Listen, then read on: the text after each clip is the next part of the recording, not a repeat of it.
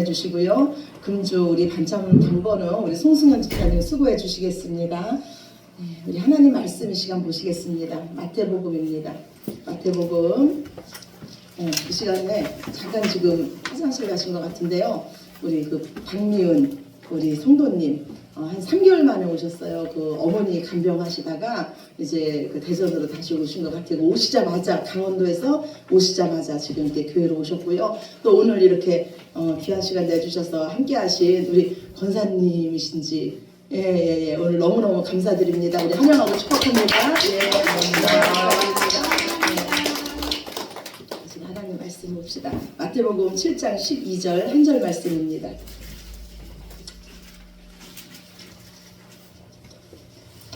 마태복음 7장 12절 우리 한 절 말씀입니다.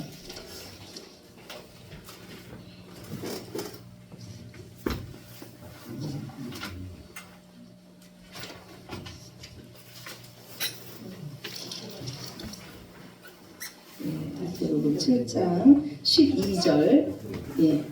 제 성경책으로 10쪽 신약성경 10쪽 예. 마태복음 7장 12절 말씀 예, 다 찾으셨으면 한 목소리로 함께 읽으시겠습니다.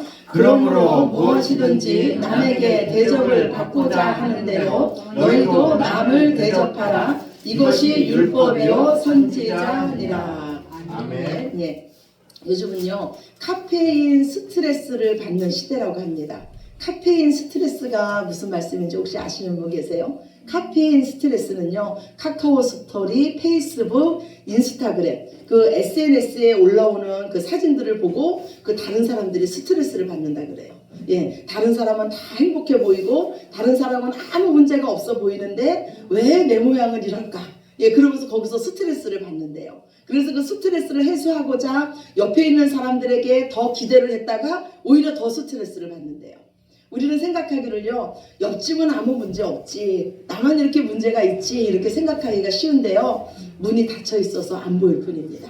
이 세상에 문제가 없는 집은 없어요. 내면에 갈등이 없는 집이 없고요 관계에 어려움이 없는 집이 없습니다. 저는 오늘부터 몇 주간요 이 관계에 대해서 말씀을 나누고 싶습니다. 제가 이제까지 수많은 사람들을 만나봤고 그 사람들 간의 이 갈등을 겪는 모습을 보면서 그 갈등이 이 관계 때문에 일어나는 갈등이 참으나 많구나 이런 생각이 들었어요. 아무리 부여해도요 관계가 깨지면 불행해집니다. 아무리 재능이 훌륭해도요 관계에 기술이 없으면 그 사람은 존중받지 못합니다. 결국 관계가요 우리의 행복을 결정하고 성공을 결정하고 승리를 결정하는 것을 저는 많이 봤습니다. 제가 이 인간관계에 대해서 관심을 가지게 된 거는 저 자신 때문이에요. 제 지나간 시절을 제가 이렇게 돌아볼 때 결코 잘 살았다고 할 수가 없어요. 저희 부부는요 결혼 초기부터 좀 잘 맞지가 않았어요. 서로에게 상처를 주고요 성숙하지 못한 모습이 그냥 투성이었어요. 수많은 갈등과 냉전의 연속이었습니다.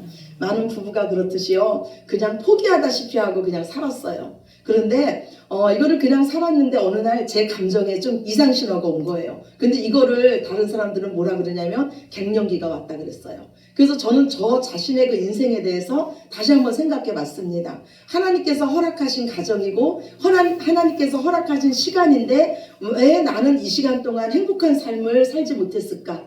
나는 평생 무엇을 위해서 살았나? 다시 한번 돌아봤어요. 그리고 저 자신을 바꾸기 위해서 관계에 대한 책들을 읽기 시작을 했습니다. 그런데 정말 힘든 게 뭐였냐면 저 자신을 바꾸는 거였어요.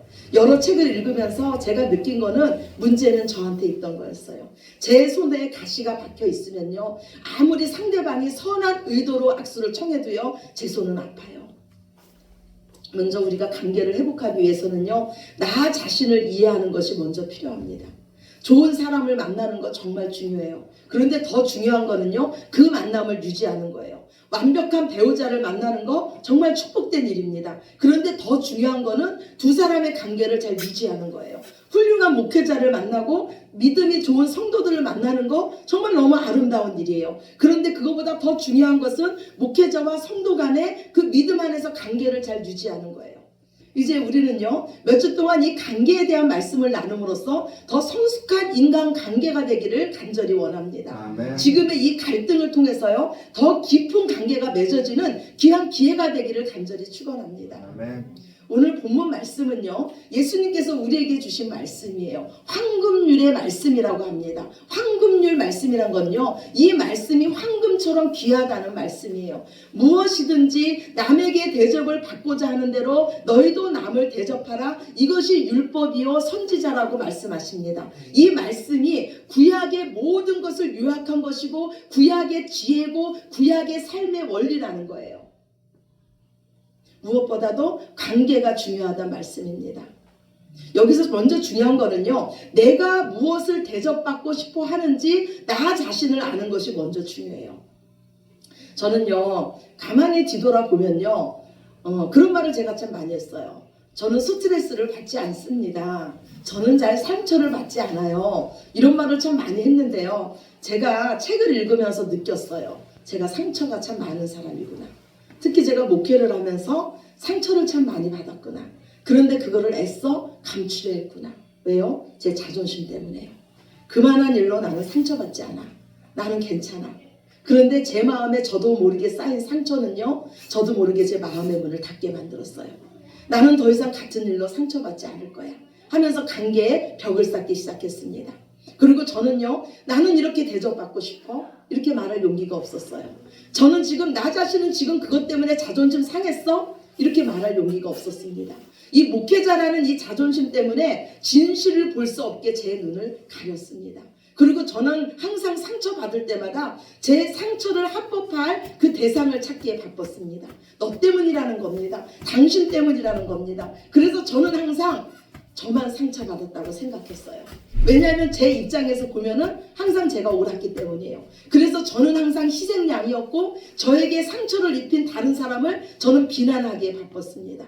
이런 저에게 예수님은요, 라오디게아 교회에게 말씀하셨던 그 말씀을 저에게 주셨어요. 너는 부요하고 부족한 것이 없다 하나 실상은 네가 공고하고 가련하고 눈멀고 벌거벗었다고 말씀했어요. 이런 저에게 예수님은요, 안약을 사서 발라서 제대로 보라고 말씀했습니다.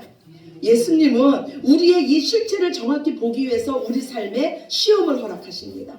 학생들이요, 그 실력을 어떻게 알 수 있습니까? 시험을 통해서 그 실력을 알 수 있듯이요, 하나님은 시험을 통해서요, 우리가 어디서 넘어지는지 어디서 상처를 받는지 우리 자신을 정확하게 보게 하십니다. 마태복음 24장 말씀에 보면요, 제자들이 예수님께 이렇게 여쭙니다. 예수님, 주의 임하심과 세상 끝에는 무슨 일이 있겠습니까? 이때 예수님은 많은 말씀을 해주세요. 그 대답 중에 하나가 뭐냐면 많은 사람들이 실족한다는 거예요. 많은 사람들이 상처로 인해서 넘어진다는 겁니다. 이런 세상 속에 하나님은 저와 여러분을 부르신 줄로 믿습니다. 아멘. 하나님은 먼저 저와 여러분의 상처를 치유하기를 원하십니다. 우리가 상처받는 거는요, 먼 데 있는 사람에게 상처받는 게 아닙니다. 가까운 데 있는 사람에게 상처를 받아요. 그래서 치유받기가 더 힘듭니다.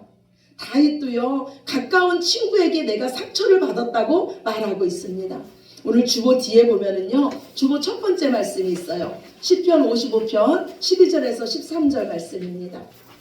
주보 뒤에 있습니다. 예, 시편 55편 12절에서 13절 말씀 우리 함께 보시겠습니다. 나를 비난하는 자가 차라리 내 원수였다면 내가 견딜 수 있었을 것이다. 나를 미워하는 자가 차라리 자기가 나보다 잘났다고 자랑하는 내 원수였다면 나는 그들을 피하여서 숨기라도 하였을 것이다. 그런데 나를 비난하는 자가 바로 너라니, 나를 미워하는 자가 바로 내 동료, 내 친구, 내 가까운 벗이라니. 그렇다면 우리가 이렇게 가장 가까운 사람들에게 상처받고 실족되었을 때 우리는 어떻게 해야 될까요? 그때요, 우리가 하나님의 시험지를 받았다고 생각하시기 바랍니다. 우리가 그 하나님의 그 시험에 통과하면요, 하나님은 우리를 더 높은 단계로 존귀 여기며 세워주십니다. 그러나 같은 자리에서 계속 상처받고 넘어진다면 우리는 여전히 그 자리에 있을 수밖에 없습니다. 저는요, 상처를 받으면 그 자리를 피하고 싶어요. 그 사람을 피하고 싶습니다. 안 보면 되지 이런 마음이 제 안에 있었습니다. 그런데 하나님은요 맡겨진 자리에서 충성하라고 말씀하십니다. 하나님은 어린 사무엘을요 실로 성전에 두셨어요. 그 실로 성전에는요 엘리 제사장과 그 아들들이 있었습니다. 그런데 그 엘리의 아들들은요 성전에서 일하는 그 여인들과 동침했습니다. 백성들이 가지고 오는 예물을 먼저 가로챘습니다. 그러나 아버지 그 엘리 제사장은요 그 아들들을 제대로 훈계하지 않았어요. 그런데 하나님은 사무엘을 그곳에 두셨습니다. 사무엘을 그곳에 두신 이유는요 그것을 심판하라고 두신 것이 아닙니다. 오히려 그들을 섬기라고 그곳에 보내신 줄로 믿으시기 바랍니다. 하나님은요 이 사울과의 시험에 통과한 다윗을 이스라엘의 왕으로 세워주셨습니다. 하나님은요 형들과의 시험을 통과한 이 요셉을요 애굽의 국무총리로 세워주셨습니다. 하나님은 이 엘리 가문과의 이 시험에 통과한 사무엘을요 이스라엘의 마지막 사사로 세워주신 줄로 믿습니다. 아멘. 오늘 주보 두 번째 말씀이에요. 고린도후서 10장 4절에서 5절 말씀입니다. 고린도후서 10장 4절에서 5절 말씀 함께 보시겠습니다. 우리의 싸우는 무기는 육신에 속한 것이 아니요 오직 어떤 견고한 진도 무너뜨리는 하나님의 능력이라. 모든 이론을 무너뜨리며 하나님 아는 것을 대적하여 높아진 것을 다 무너뜨리고 모든 생각을 사로잡아 그리스도에게 복종하게 하니. 아멘. 우리가 상처받는 거는요 하나님보다 사람이 먼저 보이기 때문이에요. 하나님을 아는 지식보다 세상 지식이 앞서기 때문입니다. 우리 하나님은 우리를 조건 없이 사랑해 주셨어요. 그리고 그 사랑으로 너희도 서로 사랑하라고 말씀해 주셨습니다. 보답을 원하는 사랑이 아니라 하나님 말씀에 순종하는 사랑으로 나는 오직 사람만 심습니다. 그러면 열매는 하나님께서 거두게 하실 줄로 믿습니다. 이 믿음으로 우리는 사랑하는 자들인 줄로 믿습니다. 아멘. 우리가 선을 행하되 낙심하지 아니하고 포기하지 아니하면 때가 이르면 하나님은 반드시 열매를 맺게 하실 것입니다. 아멘. 우리 삶에요 실족하게 하는 일이 없을 수는 없어요. 상처받는 일이 없을 수는 없습니다. 그러나 그때 하나님 말씀 앞에 우리 자신을 먼저 비춰보시기 바랍니다. 우리가 기억해야 될 거는요 이 세상의 어떤 것도 나에게 상처 주는 자도 원수 마귀일지언정 우리를 향하신 하나님의 그 뜻과 계획을 바꿀 수 없다는 거예요. 우리가 믿는 하나님은요 우리의 상처조차도 사명으로 사용하시는 역전의 하나님이신 줄로 믿습니다. 아멘. 하나님은 저와 여러분을 통해서 이 땅에 하나님의 뜻이, 이 땅에 하나님의 나라가 세워지기를 원합니다. 그 모든 것을 푸는 열쇠가 바로 관계에 있어요. 예수님은요 우리가 예배드리는 것보다 우리가 제사 드리는 것보다 관계가 먼저라고 말씀하셨어요. 오늘 주보 세 번째 말씀이에요. 마태복음 5장 23절에서 24절입니다. 함께 봅시다. 그러므로 예물을 제단에 드리다가 거기서 내 형제에게 원망 들을 만한 일이 있는 줄 생각나거든 예물을 제단 앞에 두고 가서 먼저 형제와 화목하고 그 후에 와서 예물을 드리라. 아멘. 아멘. 예수님 말씀하셨어요. 예, 그리스도인의 용서는요 다른 사람이 나를 찾아와서 잘못을 빌기 전에 내가 먼저 가서 용서하는 거예요. 아멘. 제자들이 물었어요. 언제까지 용서할까요? 70번씩 7번이라도 끝없이 용서하라고 말씀하십니다. 산상수훈을 통해서 예수님은요 인간관계의 핵심 말씀을 하세요. 남을 비판하지 말라는 거예요. 우리 마지막으로 네 번째 말씀도 봅시다. 마태복음 7장 1절에서 2절이에요.